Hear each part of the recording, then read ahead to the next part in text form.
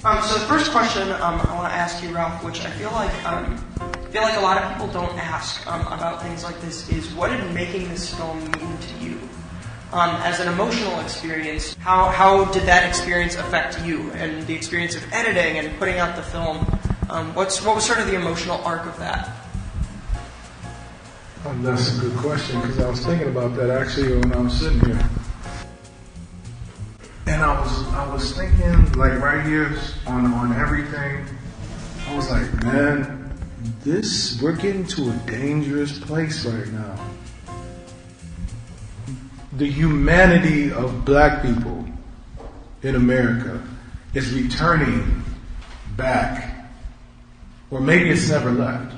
But for some reason, we're returning back to this kind of like Dred Scott situation. Where, for some reason, and there are many reasons, but we're not equally human. And if we were, we wouldn't have did this film. And if we were, we wouldn't keep on seeing the things we're seeing. We're in a dangerous place right now. And I think it's very, very serious that we all start to awake. I think the best way I can suggest a definition of a black journalist is to refer you to the Code of Ethics written by Dr. Lionel Barrow. Have you seen it? But his first point in his Code of Ethics reads this way. The reporter must understand that blackness is more than skin color. It is more than one's heritage. That it is a set of attitudes related to black liberation. And it's when we don't take opportunity as churches, as students, as teachers, as pastors, as those who operate in business, when we don't take the opportunity to actually speak and stand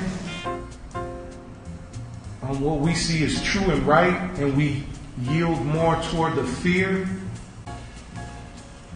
Like, if I say something, I might lose something. I might not get that good grade I want to get in that class with that teacher.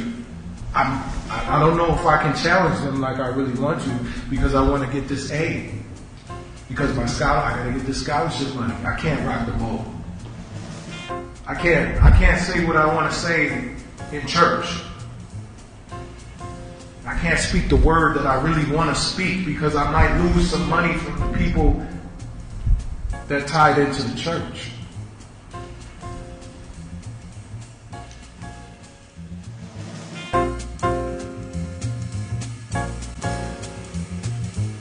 We're in a dangerous place. And I think it's the calling and the mission of those who understand the power of the arts to use these kind of tools to have this emotion penetrate you. And internally, we have to ask ourselves questions. Externally, we have to do some things. A free society is not the same thing as a liberated society. Freedom simply means that there's a multitude of alternatives, you see. And what has usually been presented in a state of freedom is a multitude of negative alternatives. That is the freedom to pursue irresponsibility, the freedom to be about public drunkenness, and so on. As a society approaches a state of liberation, you eliminate negative freedoms. You see. That's all I'm suggesting. And possibly maybe people need to be a little bit clearer as they use the terms interchangeably, because I don't think they necessarily mean the same thing.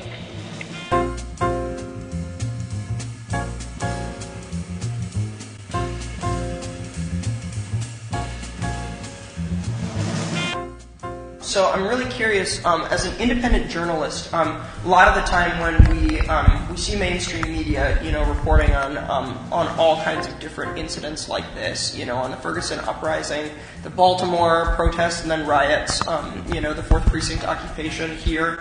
And I guess I'm just curious what your thoughts are. A lot of the reason those organizations report the way they do on things is because they want to be objective, and they claim to be objective. So I'm wondering if you can speak on what you feel your role is as an independent journalist, and how it differs from the role that mainstream media attempts to play in portraying these kinds of situations.